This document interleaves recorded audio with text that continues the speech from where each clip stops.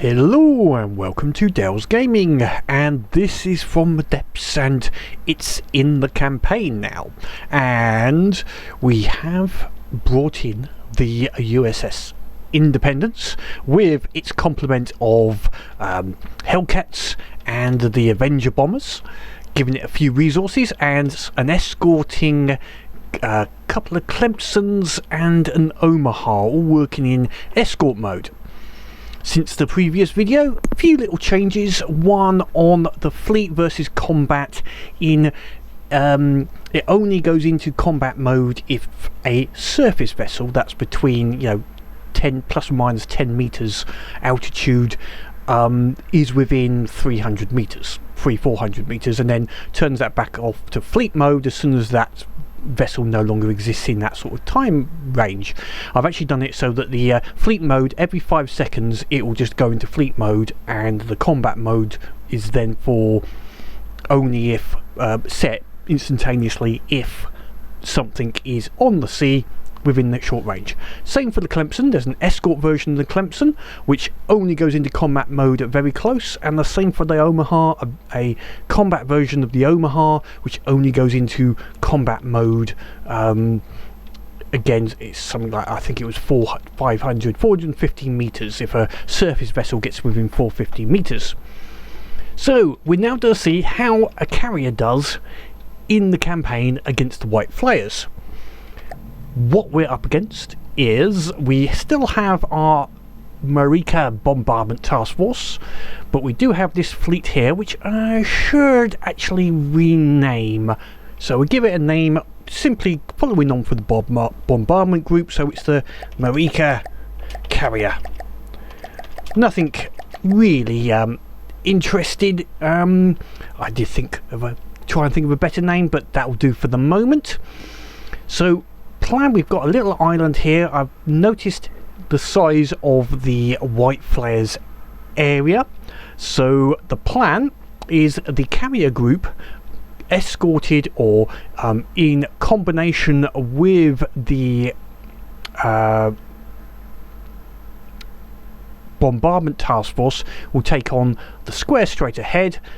This 250 go down and take out this little area and then make its way in to the back of the main fortress. Now a lot of this is going to be similar fighting, so what I'll do is just do the first battle and maybe some highlights such as the sandbar outpost, and as we get too close to the White Flayers main base, if there's anything untoward happens, let's say, we will have to see it as that comes around. But for the moment, let's get into a battle with this square just above as the first battle for the Marika carrier group. So just before I instigate the battle, what I've done is I've set the Marika carrier group on a patrol, so they will go there now. Unfortunately, it's got this slight long leg in it, but that isn't too bad. Basically, it's going to go between these points, which will keep it about 3,000, about 3,500 away from the main spawn area, and then our bombardment task force is again on a patrol going around the area, ending up next to this 250. I don't think it's going to get that far. So now we're going to start by getting our bombardment group to start the battle. Then I'll add in the carrier group, which basically, for whatever reason, means that they will spawn in first. So our Independence, Omaha, Escort, they'll all come in first. But we do want a few of our Battleship group coming in. So now I will move them up to the top. I'm just looking at... Actually, I think we're going to come in with everything almost. I think there's a few that might not come in. 12. So at the moment, the flagship is not coming in. So if I put that in, what's not going to spawn in? Unfortunately, these names, it doesn't tell me what these names are. The Cleveland's not going to come in. Do I want the Cleveland? Yes, I do want the Cleveland. So now this Omaha won't come in. That's okay. I think we'll need that like that, see if that will work. So now the Independence, is that not coming in? Okay, I will have to just have a bit of a work of which vessels are going to spawn in. It's not quite clear because I can't see the green of the bloody ships. Excuse my language. So we've got everything up to the Cleveland, but not including the Cleveland being spawned in at this moment, and everything afterwards would be later. It's not clear. It would be helpful if, like the previous version, these changed colour to show what was the current ships that would spawn in at the start. That would be of great use. But anyway, we shall start this battle. I will go on to the Independence, I think, for the moment, just so that we can see the start of the battle. And our aircraft are taking off. They took off okay, not quite in the timing because of the lag. It doesn't quite always work as I would like or expected, but hey ho, never mind, eh? Our other ship aircraft are being brought up because I think we've got some aircraft first that we're going to have to deal with. So let's go and have a look, see how our aircraft do. We will follow them up into the enemy's area.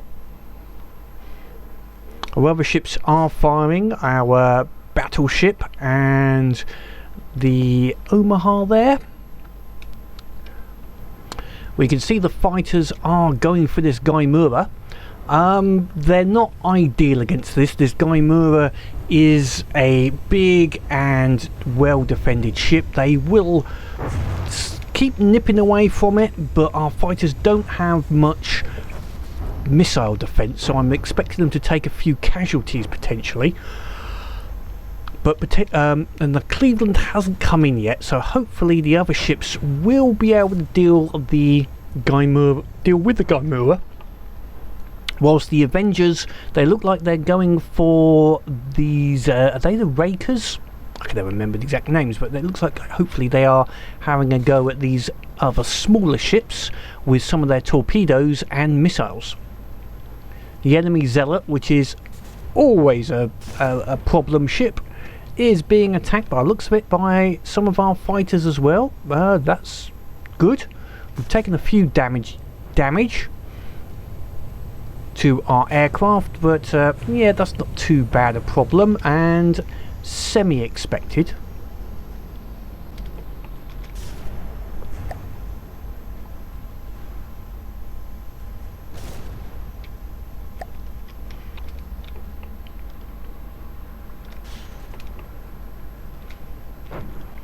The Independence, Clemson and Omaha and the Escort Omaha are still in fleet mode, so they're staying away, just using their long-range AA to attack some of the White Flayers aircraft. Our main problem is still this damn Zealot and the Earthrakers, or whatever they are. They are having a serious go at the Arizona here. Our Cleveland has now come in, which is handy because it can hopefully deal with the Gaimura wherever it's gone to. I think it's around somewhere. These Earthrakers have really jammed themselves into the Arizona and have, as well as causing it to have a bit of a problem staying upright, they've done a lot of damage. Not quite gone into the, just about gone into the turret, I was going to say, but one of them still firing at relatively close range. And the Zealot is getting very close to the Independence here, but I think there is just enough damage done to it. It's lost control with any luck. And fighters did sort of gang up on the Gaimura. They took a fair bit of damage, as you can see. They had some collisions, but that all did good damage. There's so many of them, they're getting a little close to each other. I have got two types that fly at slightly different heights, but maybe I need to create a another type just to extend their height a little bit. But the Cleveland and the fighters are steadily having a go at the Gaimura. I think it's definitely losing altitude, and hopefully will get taken out. And the Avengers are chasing down some of the other surface vehicles with their rockets. They are launching torpedoes. They've got that large torpedo in the bottom to try and take out, but this is a Vels, which is very fast, so the torpedo will only launch if it slows down for some reason. Let's see if there's any actually going for it at the moment. Yeah, it looks like there's a whole load of torpedoes and various missiles potentially going for the Vels, because it's got low enough in the water and is slow enough. And the Vels and the Gaimura finally despawn, and that's the end of that battle. Now, at the end of that, first of all, I need to let the ships dock up, and one of the first things to do will be to replace any of the aircraft which are docked to the ship that got destroyed with other ones that were spawned in, and then despawn, or so I can get the resources back from all the aircraft which were built but I no longer need, so that the resources are ready for next time we have battle. So all the other ships I can take out of play for the moment.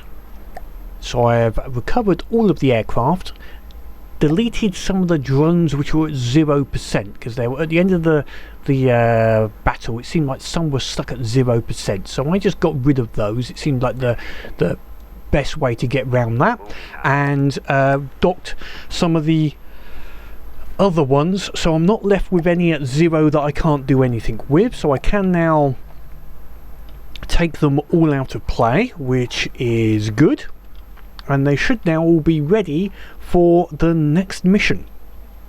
So that's the carrier in the campaign. So let me just go through and clear out some of these squares so we can get up to the main base.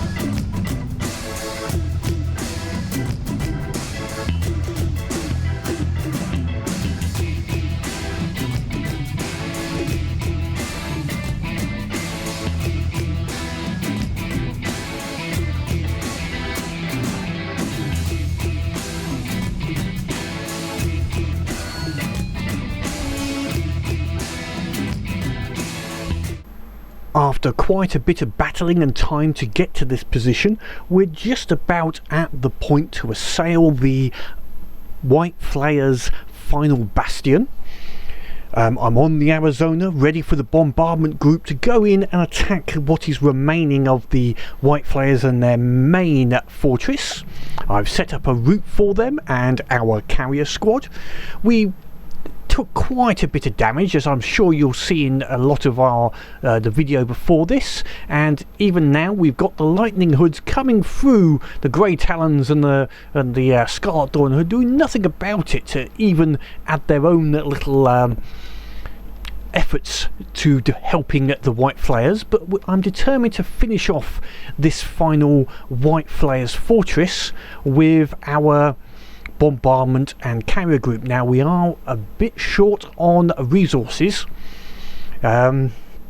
unfortunately, so we're going to have to see how this goes and just hope for a bit of luck. The Zealots and Earthrakers have taken a large toll, especially those ships with their suicidal runs, half destroying a lot of the ships, but we've got there in the end, which is the important bit. So assuming this White Lightning Hood will stay away long enough, I think I'll let them take over this zone and maybe just to quell them down a little bit, and then we'll get onto this battle to finish off the White Flayers finally. And the numbers are quite tight on this particular battle, with a lot of ships not being able to be brought in with my 150k limit, and surely because of the White Flayers actually have the size advantage with the big Gorgon and the village here, plus also that area here. So yeah, we're not even going to get our carrier in straight away. It's going to have to wait a little while before it will come into battle, but let's give this a go without the carrier, and it will come in as a support force a little bit later on. Let's see how this goes. So initially we have the battleship in the Arizona with a number of its escort frigates to hopefully take out anything that comes in, and it looks like we have a Zealot and an Earthraker, which I detest immensely. They have caused great problems in our current heavy fleet and cruiser fleet. Actually, a load of Earth, I think it was can't remember exactly which one it was, it destroyed just about the Tiger, and they've done serious damage to most of the ships over time. They're very difficult to get rid of at the very beginning unless you can get a lucky shot. They usually will get in, which is going to be the case here. Yep, it's gone straight through the centre as has happened before. Hopefully though we can get it taken out. We might just make everybody, I think, work on this one. Engaging now. Luckily some of the other enemy ships are either blowing themselves up or getting hit, but we're still down a little bit on count at the moment. It doesn't help with this having taken out most of the secondary and AA guns, although I think it's damaged itself enough that it won't be surviving much after this.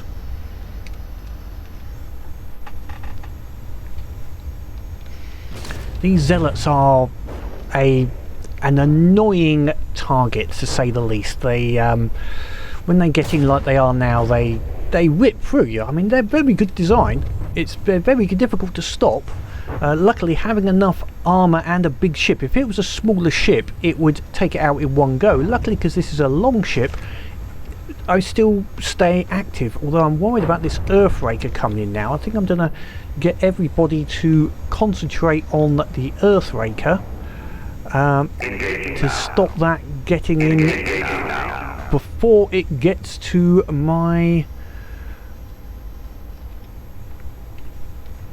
the battleship, the Arizona. Let's see if we can take it out before it gets to us this time.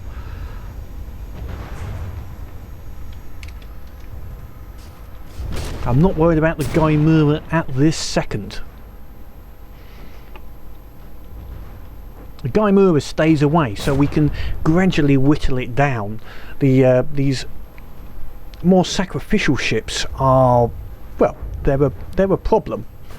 Looks like luckily we've managed to avoid the Earthraker. It's taken enough damage to lose control, and also it looks like the Zealots come in. Now hopefully, I'm wondering whether we'll manage to get... I've got another Earthraker out there, which I think again we will potentially focus down if I can get it to work. No.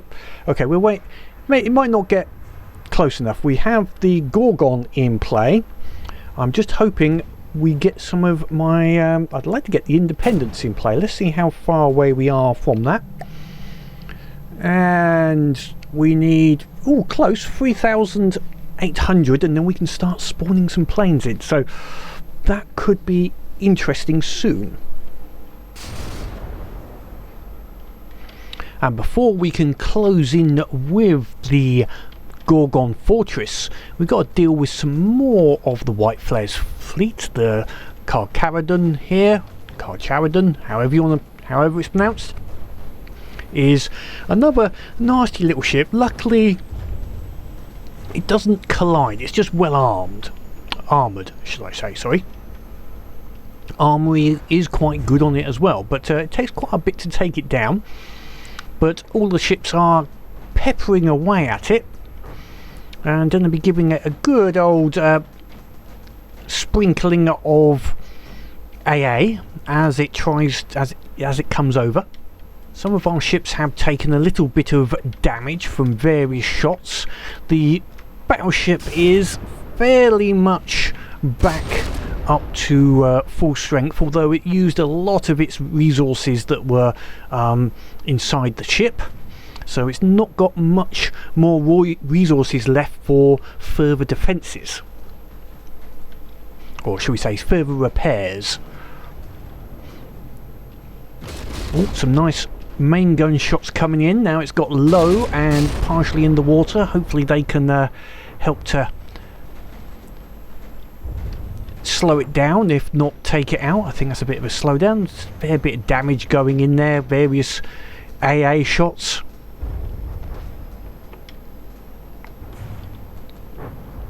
And as it goes round the other side, the guns on the other broadside have a go at its rear. It's very well armoured. For it takes quite a lot to get to get to the engines and jets. It's obviously taken some damage there because it's going a little bit low, having a little bit of a problem staying in the air, but still not fully damaged yet. I think I think that's some torpedoes being launched by the Clemson. I think I saw some in the water. Yeah, there's a series of torpedoes. Hopefully he'll just keep on launching those, but looks like the Carcharodon is, yep, that's spawning out, and we get shipping, and the Independence comes in. That was a little lucky shot there. So aircraft are launching away. We'll see where they aim for, whether they then go, I'm not sure where they're going for at the moment, but we'll soon find out. Looks like they're going for each other at the moment, but and after making a little change to the Avengers, because they weren't, their combat range was only at 3,000 meters instead of, you know, whatever range, which would be suitable for a carrier-based aircraft. They are now heading out, and they are heading for the Gorgon. So the fighters are concentrating on the village by the looks of it as the smaller target, and the Avengers are going to be heading out towards the Gorgon to get the first hits in, hopefully, against the enemy fortress.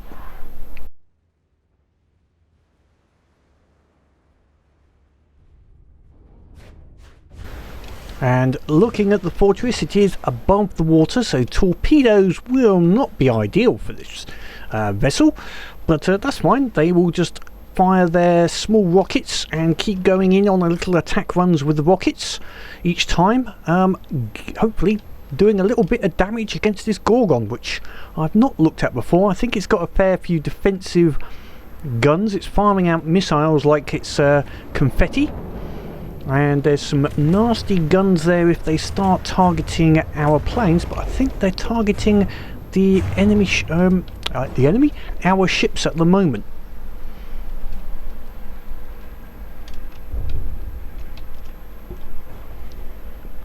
An interesting little castle, but soon to be an interesting destroyed castle, with any luck.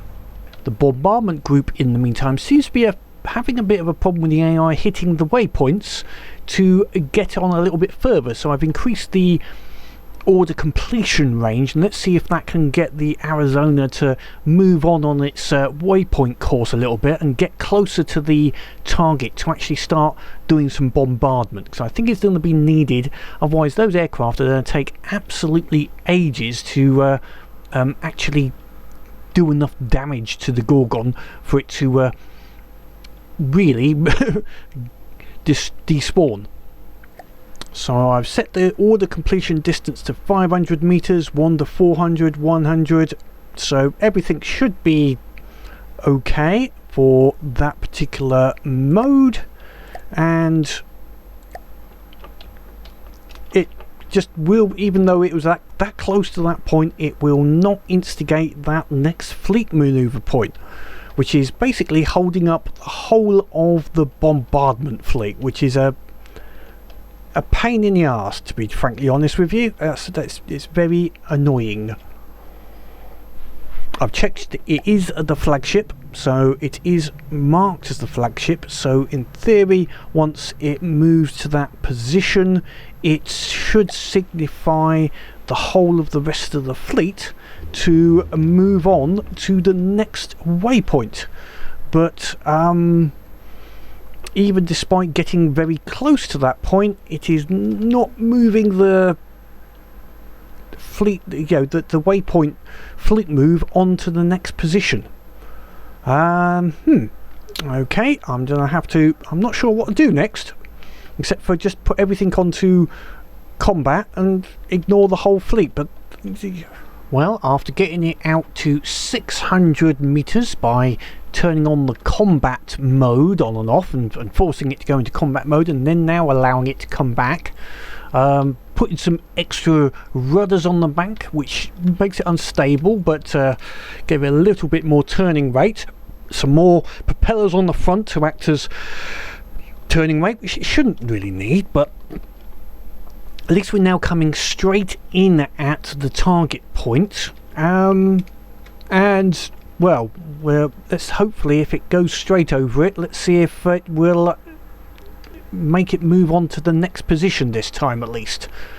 So far, yeah, it's been somewhat frustrating, this battle. I've spent more time just trying to get the Arizona to hit this fleet point than I have on the actual battle. Well, it's now gone, I mean, as close as you can say to directly over the fleet point, and it's still not triggered it. Now I can only assume it's because not all of the ships of the fleet are in, or something. I don't know. It is the flagship, but it is not triggering the next fleet movement point, no matter what I ruddy well do. And yeah, that's, yeah, sorry, I'm getting annoyed at this, because I've spent nearly 3 days trying to get this to this point in this battle with various crashes, etc., and then my whole concept goes out the window of using fleet move in battles to keep everything in a formation. Yeah, okay, so I've surrendered basically all of my ships except the Arizona, just to see whether this will work. So now, apart from the Cleveland, is the only other ship which is not being brought in to the game, and I can't if I keep the Independence. So at the moment we've only got the Independence and the Arizona in play. That's it. And if, well, obviously if I take that out, then I might as well stop and go again. And while I have been mucking around with the Arizona all this time, the Avengers have been steadily whittling down the Gorgon here, and they have actually taken it out without the need for the Arizona to get involved, which is lucky, because I still have not got it to work on this fleet move problem. So it's annoying me horrendously. But doesn't matter, we have taken out the Gorgons, the aircraft worked, and that means that all of their areas are now mine and they'll stop attacking me, which is good. But we do have a final attack coming in, and now I have no defensive ships because I had to surrender them all to get on an attempt to get everything working. We do have the Cleveland to come in, which is lucky, so hopefully that can survive with whatever the Independents can put up against these ships, any ships that's left. I think there's a few good big ships as well left for them to come in at me with, which is not necessarily going to be the best thing in the world. But we shall continue to take out all of their remaining ships, no matter what happens. So this enemy perforator is going to be attacked by the Avengers. They are coming in after taking out the Gorgon. They've already launched their missiles, and I'm guessing there's some torpedoes. Yeah, it looks like there's some torpedoes heading in as well. Plus also the Arizona's giving it a good bombardment with its main guns now. I'm guessing this will be the last big ship we will see of the white Flayers, except for cleaning up a few little last minute squares. It's good seeing the crams eat into this perforator. It's nice to see it getting blown to bits by the guns. It shows that they do actually work. I mean, the old crams now are a good damaging weapon. The Arizona is primarily a HE because it was designed for bombardment, but it still does a fair old bit of damage, and it's still, when it gets through some of the gaps in the armour that are now appearing, that's going to be doing some serious amount to the internals of the ships it's attacking. So it looks like this Valkyrie, which is I think it's basically a godly version of what the Zealot is, has raked along the Cleveland, giving it a somewhat of a problem. And it looks like the Independence hasn't moved from its initial position as well. I think that's got exactly the same fleet move problem. But anyway, yeah. So the Cleveland here is going to have taken some damage there. Hopefully it can. It's not got any repairs because I think we're out of. Because I've had to surrender all of our escort ships, I no longer have any repair materials left to repair the ship. I think we're going to end up relying on the Independence at this rate and hope it doesn't get taken out by this new Valkyrie, which would be a problem, shall we say. I think, let's see, did it take it's taken out the front guns and I think potentially the AI, and it might not be repairing itself if the main AI is no longer valid on it. So I think the Cleveland is now somewhat problematic, and it looks like the Valkyrie is making a beeline for the Arizona. It's taking some fire as it's coming in. Maybe that will be just enough from the Avengers are putting some missiles, as well as all the defensive fire from the Arizona, although the Arizona's main guns are concentrating on the perforator, which is fine. But let's see what happens with this final attack from the white Flayers. I'm hoping it's a final attack. It could cause us some problems, let's say.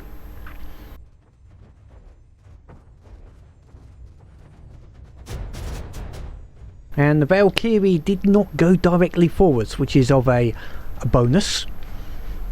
Maybe it's going for someone else, or it looks like maybe it's taken a little bit of damage to its controls and it's having a bit of a problem going along quite as fast as it was previously, and the perforator is finally showing up as too damaged.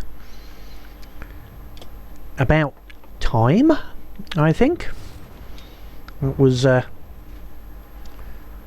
and I'm not sure what else we have left of the white flayers to cause us a problem. They might have a few more ships maybe to come up. Looks like we're okay at the moment. Maybe just whatever is left at the island. Nothing else showing up on the scan. Red marks. It looks like just the island is the last place left to destroy. And with the Avengers coming in, launching their rockets at what remains of the White Flayers town, this will be the last of the resistance in this battle, and effectively the end of the White Flayers on the map, apart from a few small forces. Well, finally the battle did end, finally, for that particular end of the White Flayers. So we took out the Gorgon, and we'll just move in then to that 0 square and take that square. At the end, the game did muck around with me one more time by putting one of the last small buildings under the water, and because I'd given off all of my anti-submarine systems, none of the vessels were targeting them because it was just slightly below what I normally set on my weapon controllers for being too far underwater. So I had to again go and do some changes in the game and as I'm playing. So anyway, now I don't know if I included in the video my little frustrations at the fleet move issue.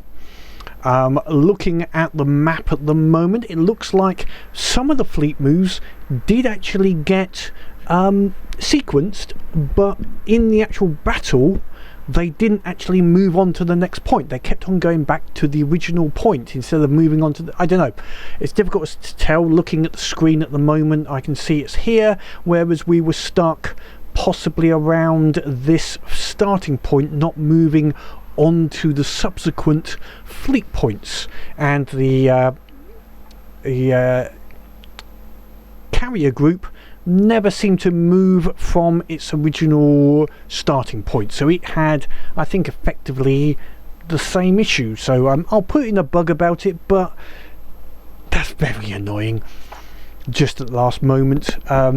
This particular last one is a last of the White Flyer, which is good. They've been rather annoying because of the actual group itself, with all of the vehicles that like to come and sacrificially attack you. It's been quite a tough little opponent, and with some of the bugs at the same time, it's been somewhat frustrating. So that will be the end of the White Flayers.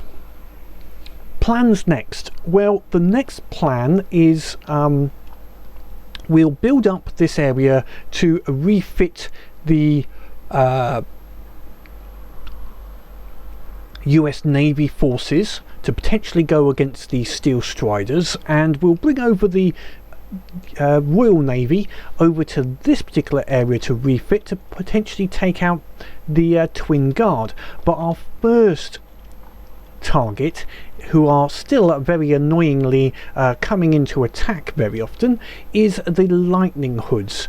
They are making their way in even now, and we're going to have to use this base down but the south to go in and eradicate the Lightning Hoods. And I'd like to look at a new force, potentially still reality based, but we're going to do a slightly different look on things and different working with fleets now.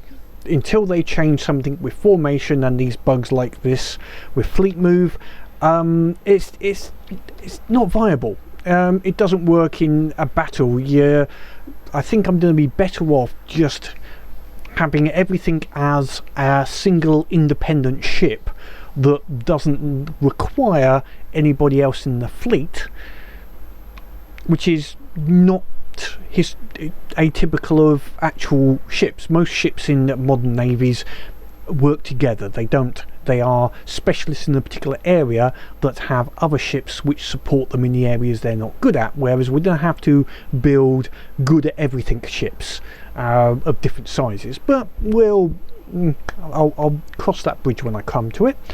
Fleet moves would still work for, say, carrier groups where you want to stay in a particular area, so that looks like that could still work, but by the looks of it, the whole fleet moving just is not, unfortunately, working. It was a good idea, and I love the idea. I want to work with fleets. I like fleets. So I am ranting again. I love this game. Don't like doing rant on a video, etc., because I really like this game. I really like building.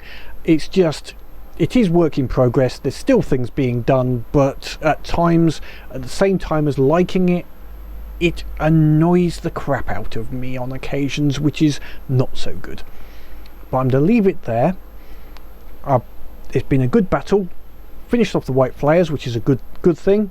Can move on to new ships, which is also a good thing, because I can just think about building, which is what I like to do. I like to build ships which are effective. That is the main bit I get out of this game. But until next time, as always, leave comments down below. Hopefully it will you can come up with maybe some ideas of which is the next fleet going against the Lightning Hoods. I'm thinking of a different countries' fleets. French has been mentioned, so maybe French-Italian ships based on those, but more into a modern period. But I will talk about those when I start building them. Any other ideas? Leave in the comments below. But as always, keep playing the game and have fun.